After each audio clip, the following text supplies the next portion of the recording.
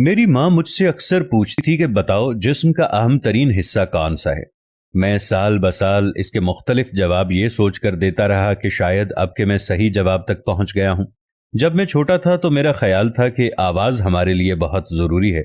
लिहाजा मैंने कहा, अम्मी मेरे कान। उन्होंने कहा, नहीं, दुनिया में बहुत से लोग बहरे हैं। तुम मजीद सोचो, मैं तुमसे फिर पूछूंगी। बहुत से साल गुजरने के बाद उन्होंने फिर पूछा। मैंने पहले से ज्यादा जहन पर जोर दिया और बताया कि अम्मी, नजर नजर हर एक के लिए बहुत जरूरी है, लिहाजा इसका जवाब आंखें होना चाहिए।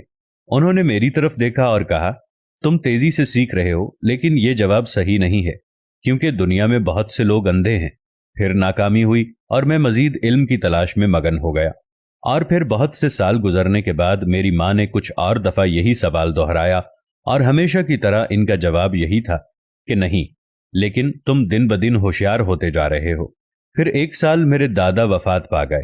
हर कोई गमजदा था, हर कोई रो रहा था, यहां तक कि मेरे वालिद भी रोए। ये मुझे खास तौर पर इसलिए याद है कि मैंने कभी उन्हें रोते नहीं देखा था। जब जनाजा ले जाने का वक्त हुआ तो मेरी माँ ने पूछा, क्या तुम जानते हो कि जिस्म का सबसे अहम हिस्सा कौन सा है? मुझे बहुत ताज्जुब हुआ कि इस मौके पर यह सवाल। मैं तो हमेशा यही समझता था कि ये मेरे और मेरी माँ के दरमियान एक खेल है। उन्होंने मेरे चेहरे पर आया उलझन को पढ़ लिया और कहा, यह बहुत अहम सवाल है। यह जाहिर करता है कि तुम अपनी जिंदगी में खोए हुए हो। हर वो जवाब जो तुमने मुझे दिया वो गलत था, और इसकी वजह भी मैंने तुम्हें बताई कि क्यों। लेकिन आज वो दिन है जब तुम्हें ये अहम सबक सीखना है। उन्होंने एक माँ की नजर से मुझे देखा और मैंने उनके आंसुओं से भरी आंखें देखीं। उन्होंने कहा, बेटा, जिस्म का अहम तरीन हिस्सा कंधे हैं। मैंने पूछा, क्या इसकी वजह यह है कि उन्होंने मेरे सर को उठा रखा है?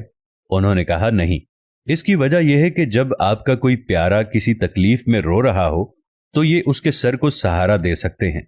हर किसी को जिंदगी में कभी न कभी इन कंधों के सहारे की जरूरत होती है।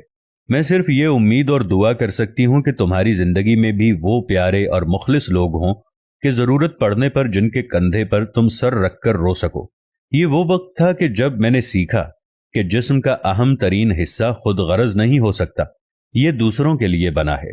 ये दूसरों के दुख दर्द का साथी और हमदर्द है। अपना कंधा सिर्फ जनाजे को देने के लिए मखसूस न करें। कभी ये कंधा किसी को जीते जी भी दो कि वो इस पर सर रखकर रो सके और खुद को ये बावर करा सके कि उसके पास भी ऐसा एक कंधा है जिस पर सर रखकर वो अपना गम हल्का कर सकता है। मरे हुओं को तो कोई ना कोई कंधा दे ही देता है।